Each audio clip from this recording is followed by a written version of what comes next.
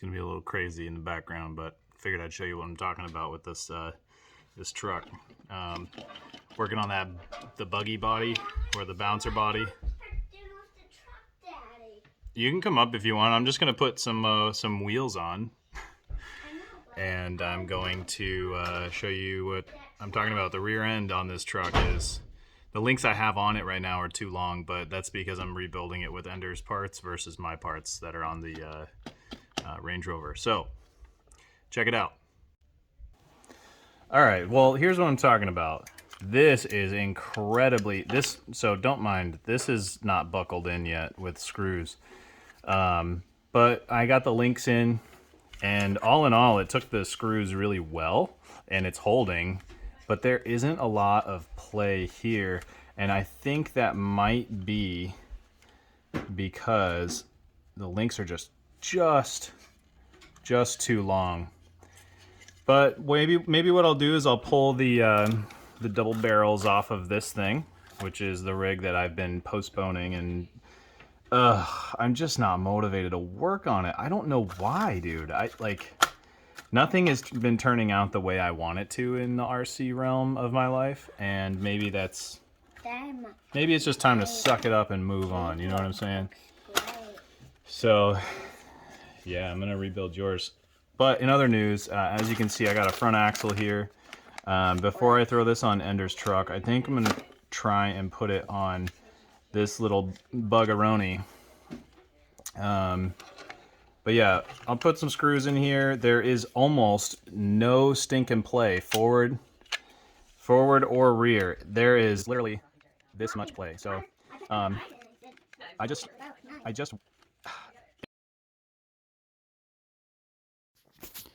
All right, so while I build this wheel really quick, I'll give you the short version of the two problems I have. One is the lips of the rim stick out really far from the sidewall of the tire, and that's probably due to the way the bead of this tire is made. And the other problem I have is the hex on these rims. Ed, if you're listening to this and you've gotten this far, the hex doesn't fit over the brass wheel weight, as I've talked to you in the Discord already about, and the stock SCX24 hex doesn't fit in the back of the wheel. But we discussed it, and we've discovered the correction, and so here's the progression of my SCX24 wheels and tires. Stock, very skinny, very tall in comparison. You can see here that these are glued, and we know that because, you know, most of us watching this video definitely have a glued SCX24 stock wheel. This one, just bear with me, it's garbage gluing.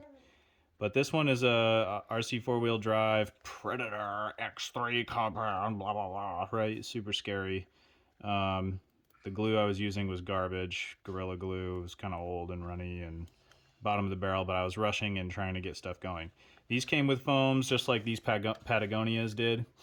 But I took the foams out because I thought that they performed better that way, and I still think they do. However, you can see that these are wider than anticipated. There's a big lip there, and you can see it here that even, I mean, it's somewhat flush. This is definitely flush, but this is made that way by Axial and Nitto. This is the Patagonia and the newest, what do we want to call, iteration of wheel and tire combo for my truck.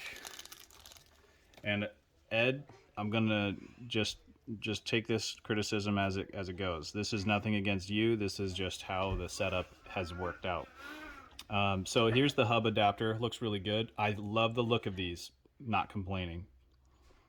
I haven't touched these up. I haven't sanded anything. I haven't done anything to it. I just put screws in the back.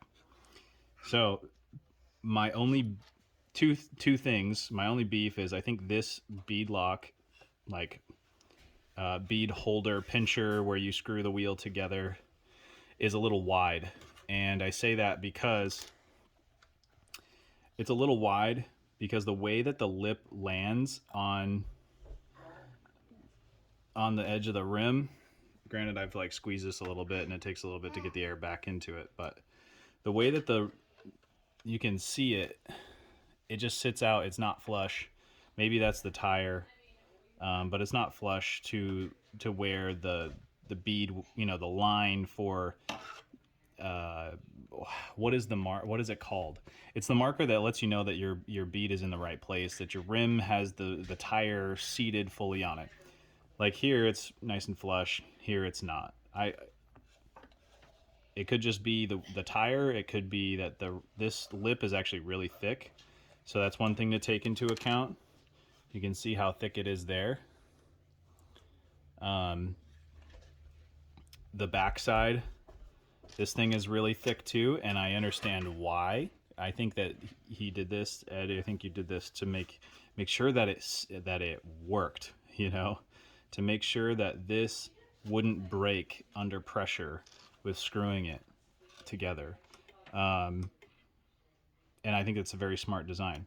Second, these don't fit over this brass weight, which I have. So you can see right there, I can't even get the hex into the wheel. And that's only the wheel body. That's not necessarily the beadlock plate on the back, screw plate, making that happen. Maybe what I should try is I should try putting the tire on here. Here we go. I'll just do this so you can see it. So there's not a lip inside on the rim that you can, like a groove that will hold the wheel in place, which is fine because that's why you have a beadlock. But then you put this screw plate on the back, and I'm just going to pinch it together. See, without the beadlock, I think it's the right width. So if you were to, I don't know how you would do it, because if you drop this, then you have to make this travel farther. So I don't know. I'm not a 3D printer guy.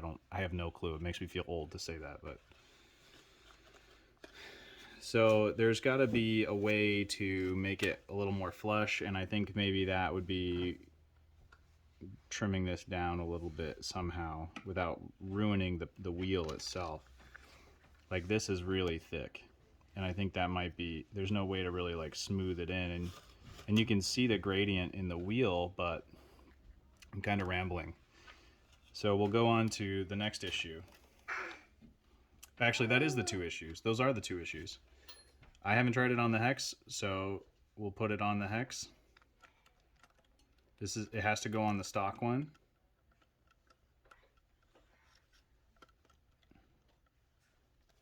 And it doesn't want to go on for whatever reason. Let's try doing this.